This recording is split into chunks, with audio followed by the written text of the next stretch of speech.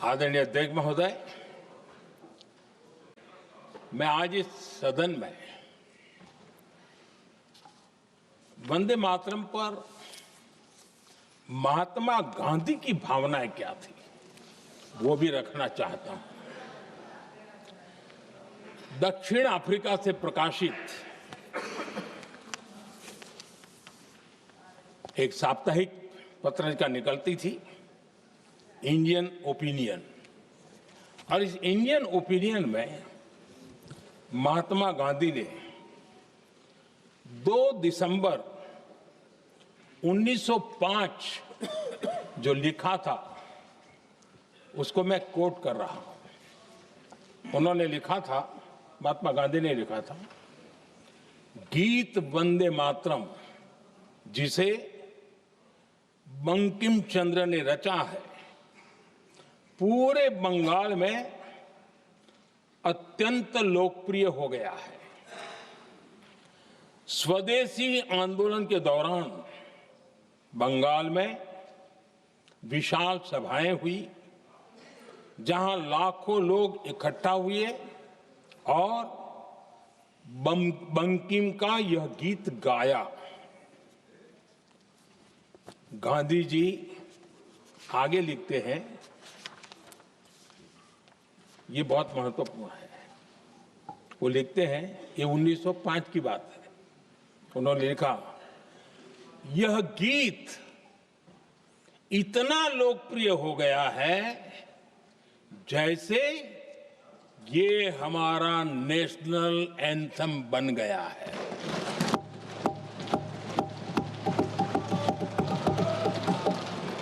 इसकी भावनाएं महान है और यह अन्य राष्ट्रों के गीतों से अधिक मधुर है।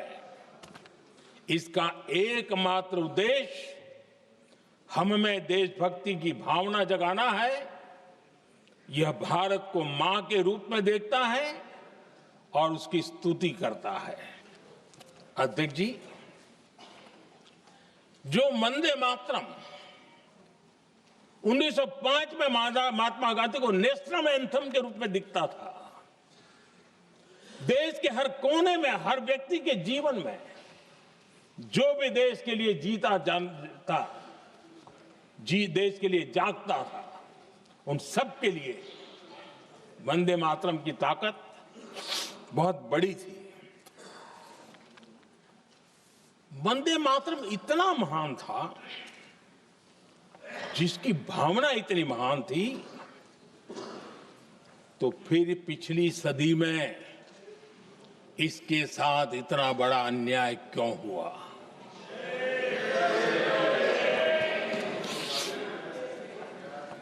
वंदे मातरम के साथ विश्वासघात क्यों हुआ?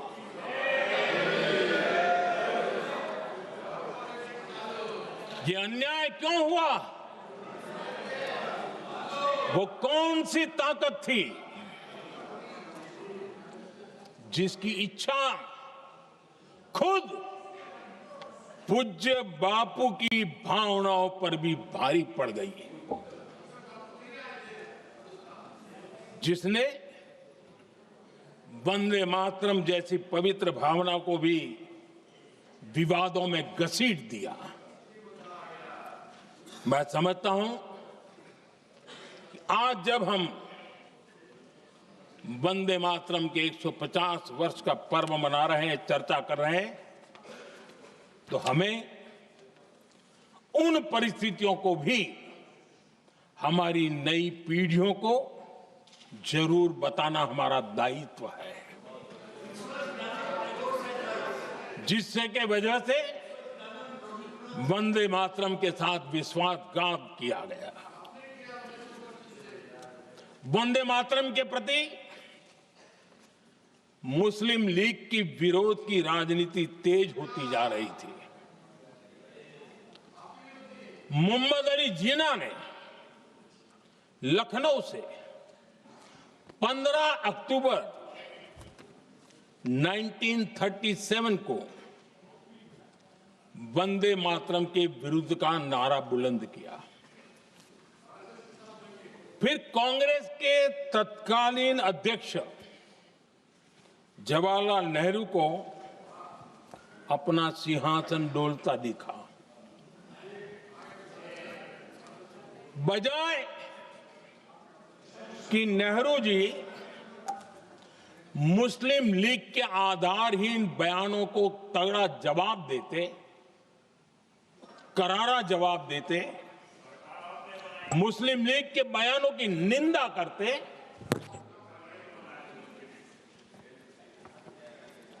और वंदे मातरम के प्रति खुद की भी और कांग्रेस पार्टी की भी निष्ठा को प्रकट करते हैं। लेकिन उल्टा हुआ। वो ऐसा क्यों कर रहे, वो तो पूछा ही नहीं, न जाना। लेकिन उन्होंने वंदे मातरम की ही पड़ताल शुरू कर दी। जिन्ना के विरोध के 5 दिन बाद ही 20 अक्टूबर को नेहरू जी ने नेताजी सुभाष बाबू को चिट्ठी लिखी। उस चिट्ठी में जिन्ना की भावना से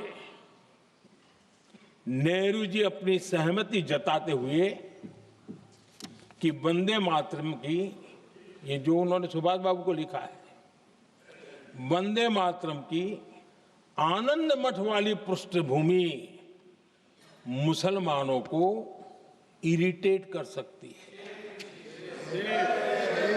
मैं नेहरू जी का कोट पढ़ता हूं। नेहरू जी कहते हैं, मैंने वंदे मातरम गीत का बैकग्राउंड पढ़ा है। नेहरू जी फिर लिखते हैं, मुझे लगता है कि ये जो बैकग्राउंड है इससे मुस्लिम भड़केंगे। साथियों, इसके बाद कांग्रेस की तरफ से बयान आया कि 26 अक्टूबर से कांग्रेस कार्य समिति की एक बैठक कोलकाता में होगी, जिसमें वंदे मातरम के उपयोग की समीक्षा की जाएगी। बंकिम बाबू का बंगाल, बंकिम बाबू का कोलकाता, और उसको चुना गया और वहां पर समीक्षा करना तय किया। पूरा देश हतप्रभ था, पूरा देश हैरान था। पूरे देश में देशभक्तों ने इस प्रस्ताव के विरोध में देश के कोने कोने में प्रभात फेरियां निकाली, वंदे मातरम गीत गाया। लेकिन देश का दुर्भाग्य कि 26 अक्टूबर को कांग्रेस ने वंदे मातरम पर समझौता कर लिया।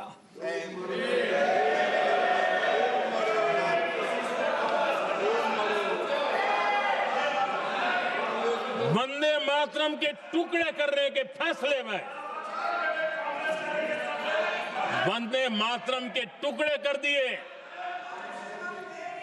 उस फैसले के पीछे नकाब ये पहना गया, चोला ये पहना गया कि ये तो सामाजिक सद्भाव का काम है।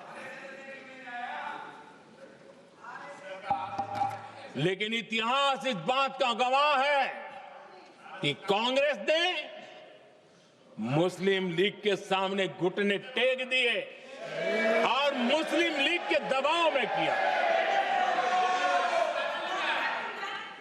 और कांग्रेस का ये तुष्टीकरण की राजनीति को साधने का एक तरीका था। आदरणीय अध्यक्ष जी, तुष्टीकरण की राजनीति के दबाव में कांग्रेस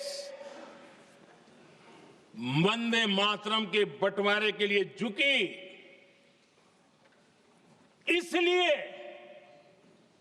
कांग्रेस को एक दिन भारत के बंटवारे के लिए झुकना पड़ा।